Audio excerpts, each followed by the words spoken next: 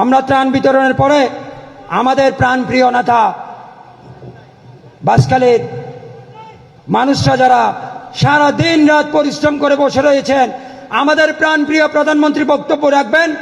আমাদের আনুষ্ঠানিকতা শেষে, ত্রাণ বিতরণ শেষে আমাদের মাঝে আমাদের প্রধানমন্ত্রী মহোদয় আমাদের বাঁশখালীর উদ্দেশ্যে বক্তব্য রাখবেন, বাঁশখালী গণমানুষের প্রতি বক্তব্য রাখবেন, বাঁশখালী উন্নয়নের যে বক্তব্য রাখবেন।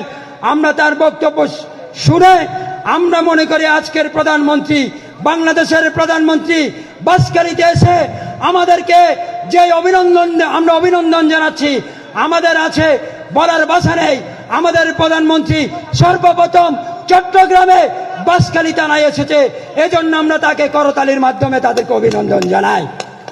আমাদের প্রধানমন্ত্রী জনাব তারেক রহমান সর্বপ্রথম চট্টগ্রামে এই বাঁশখালীতে আজকে অবতরণ করেছেন, বাঁশখালী বন্যা দুর্গতদের মাঝে ত্রাণ দিচ্ছেন। আপনাদের সামনে যে চাবিগুলো আপনাদেরকে দেওয়া হয়েছে, যারা ঘরের চাবি পেয়েছেন, আপনারা একটু উঁচু করে ধরেন, উঁচু করে ধরেন, সব চাবিগুলো তোলেন। আপনারা যারা চাবি পেয়েছেন, ঘর পেয়েছেন, আপনারা চাবিগুলো তুলে ধরেন।